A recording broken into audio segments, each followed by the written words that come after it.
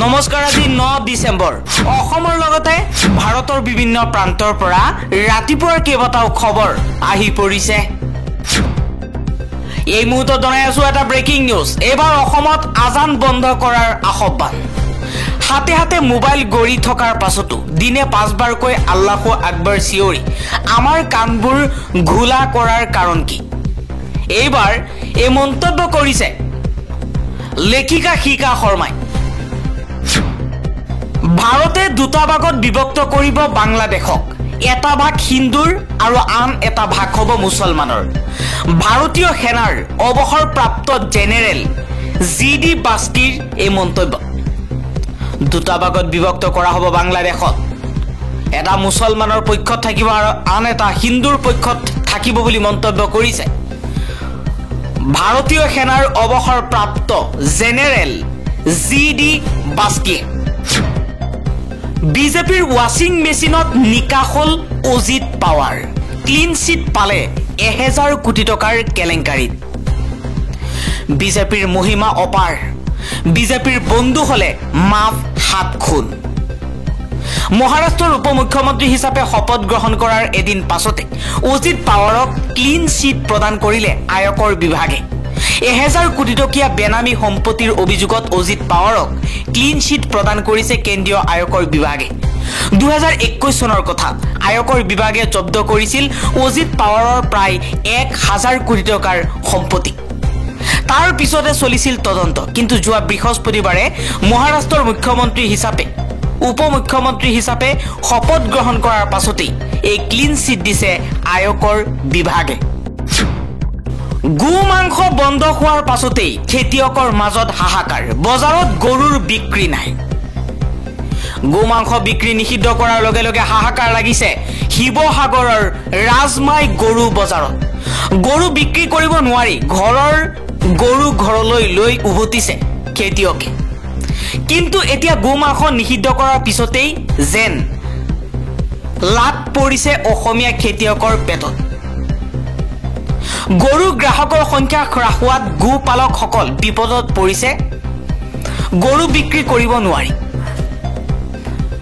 লক্ষণীয় যে উজনি অসমৰ আটাইতকৈ পুৰণি আৰু বৃহৎ গৰু বজাৰখনেই হ'ল ৰাজমাইৰ গৰু বজাৰ শিৱসাগৰ ডিব্ৰুগড় চৰাইদেউ লখিমপুৰ ধেমাজি তিনিচুকীয়া জিলাৰ শ শ গো পালকে ৰাজমাই বজাৰলৈ আনে গৰু বৰ্তমান গো মাংস নিষিদ্ধ কৰাত প্ৰভাৱ পৰিছে এই বজাৰত উল্লেখ্য যে গৰু নিষিদ্ধ হোৱাৰ বাবে ৰকিবুল হুছেইনক জগৰীয়া কৰিছে একাংশ গো পালকে ৰাজনৈতিক নেতাৰ মাজত লগা অৰিয়া অৰিৰ বাবে গো পালকসকল বিপদত পৰিবলগীয়া হোৱাটো অতি দুৰ্ভাগ্যজনক বুলি মন্তব্য কৰিছে স্থানীয় ৰাইজ তথা বেপাৰীসকলে গৰু বিক্ৰী কৰি যোৱাৰ বাবে জীৱন জীৱিকাৰ প্ৰতি গৰু বিক্ৰী কমি যোৱাৰ বাবে জীৱন জীৱিকাৰ প্ৰতি ভাবুকি আহিছে বহু কৃষকৰ লগতে অতি সোনকালে নিষেধাজ্ঞা উঠাই লোৱাৰ দাবী জনাইছে খেতিয়কসকল বাংলাদেশীৰ আগমন নথকাৰ বাবে কলকাতাৰ চিকিৎসালয় আৰু হোটেল ব্যৱসায় ক্ষতিগ্ৰস্ত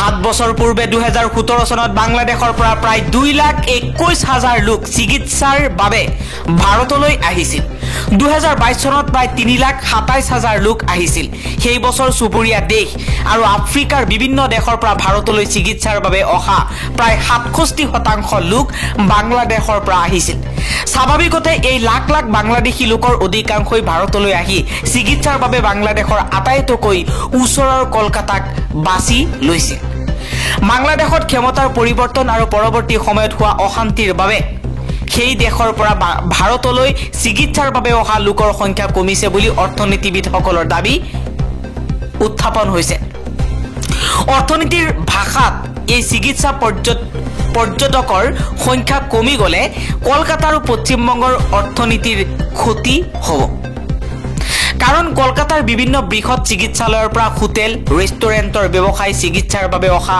বাংলাদেশীৰ ওপৰত নিৰ্ভৰশীল বহু বাংলাদেশী বৰ্তমানেও কলকাতাৰ বিভিন্ন চিকিৎসালয়ত চিকিৎসাধীন হৈ আছে ভাষা আৰু সংস্কৃতিৰ সাদৃশ্যৰ বাবে তেওঁলোকে মুম্বাই বা দক্ষিণ ভাৰততকৈ পশ্চিমবংগক বেছি পছন্দ কৰে দিল্লী স্থিত বিত্তীয় গৱেষণা সংস্থা International Council for Research on International Economic Reliance বা ICRIER শেহতীয়াকৈ এই সন্দৰ্ভত এক গৱেষণা প্ৰতিবেদন প্ৰকাশ কৰিছে। চিকিৎসা পৰ্যটনৰ ক্ষেত্ৰত বাংলাদেশৰ ওপৰত দেশৰ নিৰ্ভৰতা সম্পৰ্কীয় গৱেষণা প্ৰতিবেদন অনুসৰি ভাৰতৰ চিকিৎসা পৰ্যটন উদ্যোগৰ সৰ্ববৃহৎ অংশীদাৰ হৈ পৰিছে বাংলাদেশ। চলিত বৰ্ষৰ আগষ্ট মাহত শেখ হাছিনাক পদচ্যুত কৰাৰ পাছত ভাৰতৰ চিকিৎসা পৰ্যটন খণ্ডত ঋণাত্মক প্ৰভাৱ পৰিছিল। ভাৰতৰ ভিছা প্ৰধান কেন্দ্ৰও বন্ধ কৰি দিয়া হৈছিল।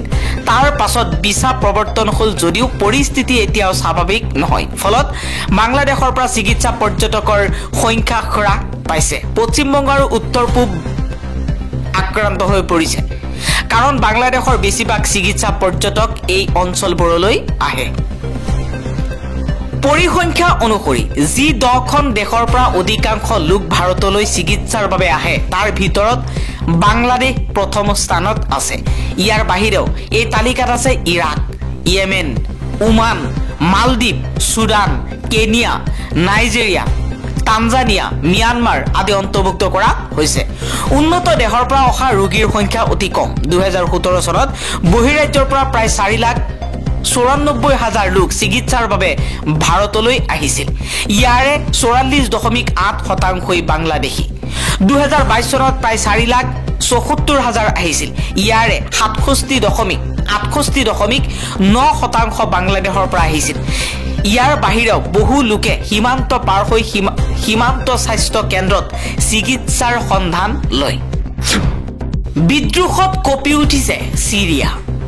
বিদ্ৰোহ দমনত ব্যৰ্থ চিৰিয়াৰ ৰাষ্ট্ৰপতি এতিয়া পলাল অজ্ঞাত স্থানলৈ। অশান্তত জৰ্জৰিত হৈ পৰিছে চিৰিয়া।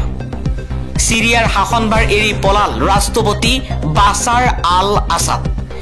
বিদ্ৰোহ দমনত ব্যৰ্থ হৈ অজ্ঞাত স্থানলৈ পলায়ন কৰিছে ৰাষ্ট্ৰপতিগৰাকী।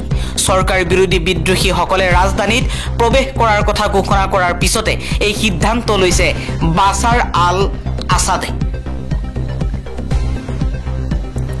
সংগঠন ইছলামিক হায়াত তাহৰিৰ আল শাম গোটে কয়, তেওঁলোকৰ বাহিনী চিৰিয়াৰ ৰাজধানী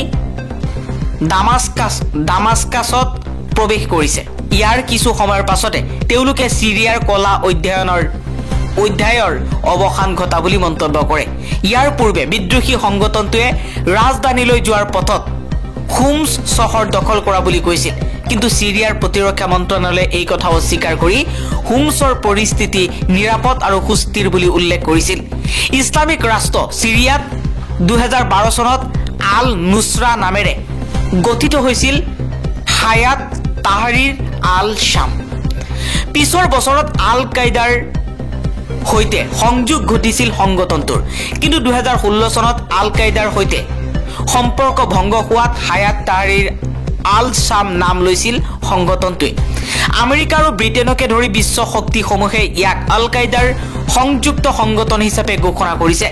সংগঠনটোৱে শেহতীয়াকৈ নিজৰ ভাৱমূৰ্তি ভাল কৰিবলৈ চেষ্টা কৰিছে আৰু ইয়াৰ নিয়ন্ত্ৰণত থকা অঞ্চলসমূহৰ সংখ্যালঘু গোটসমূহক চিন্তাৰ কোনো কাৰণ নাই বুলি আশ্বস্ত কৰিছে।